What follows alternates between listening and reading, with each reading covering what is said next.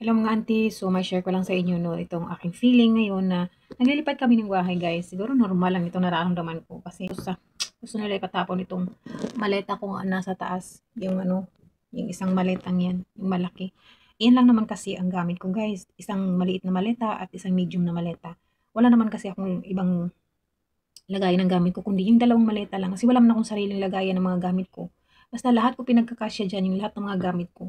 Yung mga toothbrush ko, yung mga ganun, doon na rin sa CR. Kasi isa lang naman CR namin.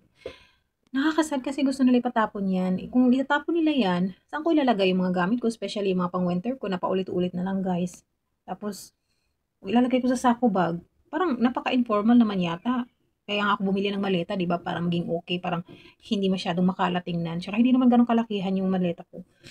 Pero yung matatapos na ako sa kontrata ko sa kanila, tapos ganyan yung gagawin nila, pakikialaman nila yung gamit ko na.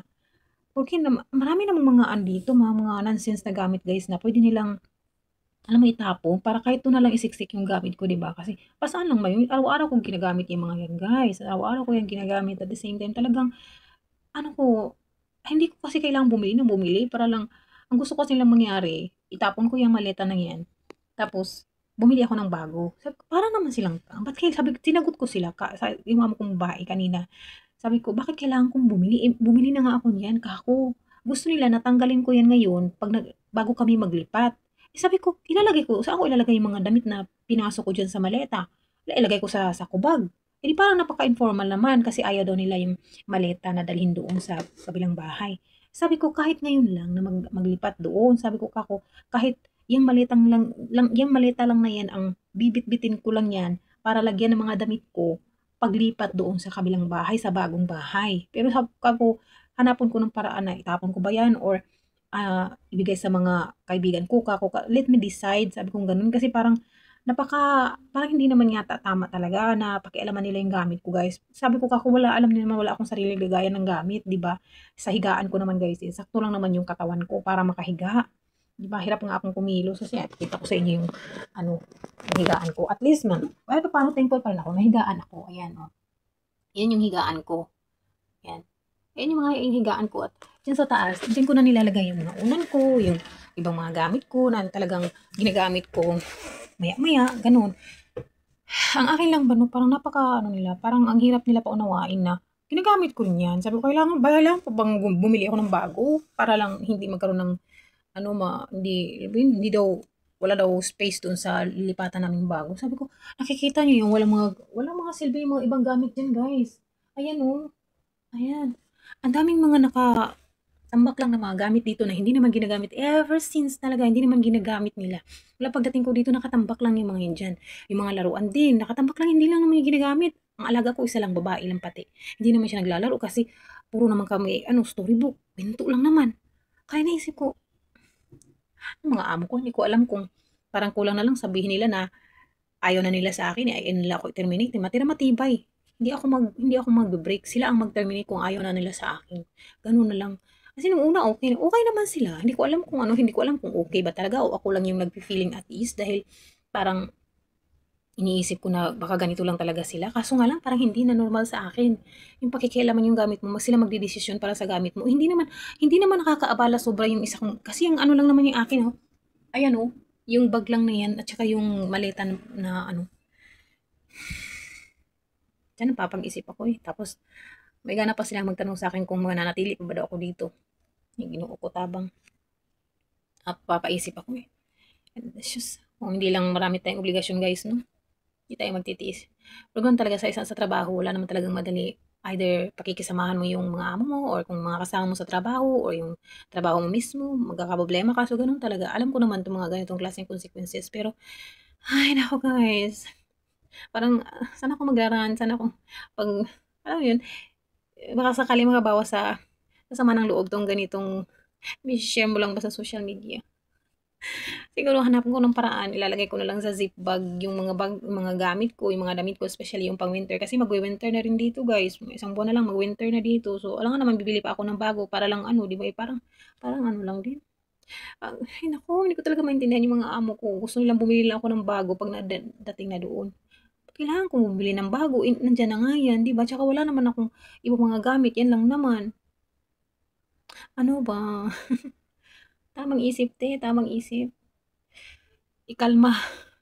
Kinakalmahan ko yung ano, yung puso ko guys, kasi yung emotions natin nagbabago, alam mo yan. Tapos baka mamaya makapagsalita ako ng hindi maganda sa mga amo ko, yung sa salita na improper ba, mahirap yung ganun. As much as possible talaga, sinisikap ko pa rin na nandun pa rin yung diplomatic way ng pakikiusap, ng conversation, kasi talagang tinatatak ko sa isip ko na kailangan kong maging kalmado, maging diplomatic way pa rin yung ano ko sa kanila, pakikipag-usap ko sa kanila, na yung tipong maiintindihan din sana nila ba.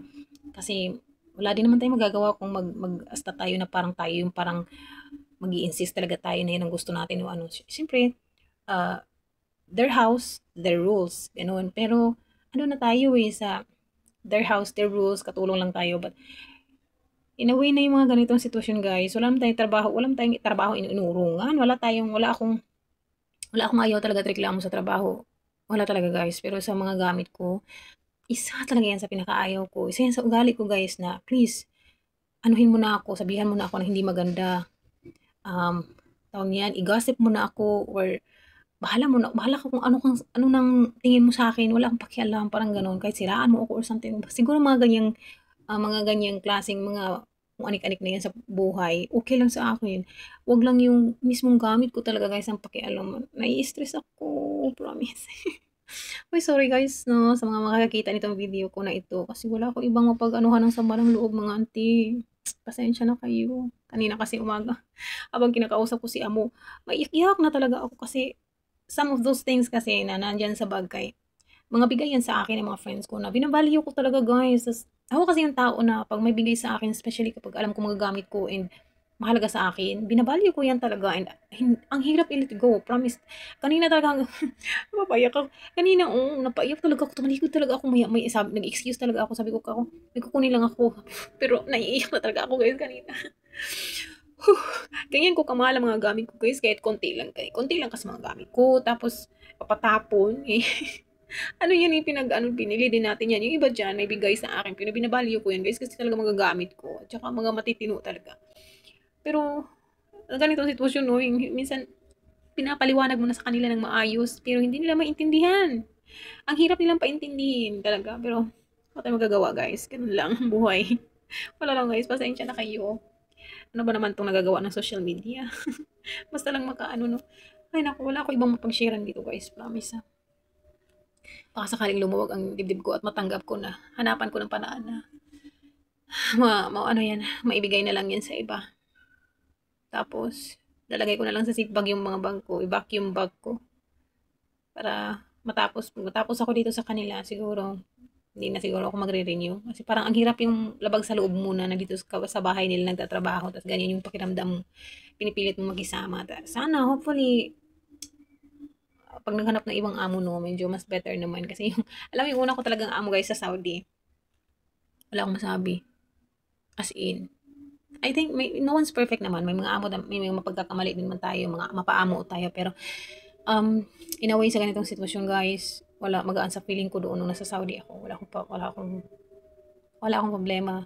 In terms of mga ganito, mga gamit-gamit. Sobrang nakakapagtambak pa nga ako ng kahit ilang years pa kung magstay doon, okay lang. But anyhow, guys, ganun talaga kailangan natin i-accept dahil dito nga sa Hong Kong, maliliit ang mga bahay. Ganun talaga ang buhay. Tayo ang mag-adjust, hindi sila. So, yun lang mga ante, trying to make myself calm down para hindi ako mag-inarte dito ng bonggang-bongga. Abay, sa mga makakakita nito, hopefully, yung mga magbabalak na mag-abroad dito sa Hong Kong, please, guys, mag-ipon kayo ng pera, wag ng mga gamit. Lesson learned. Ipunin ng pera, saka na bumili ng gamit kapag katapos na ang kontrata. Ganon.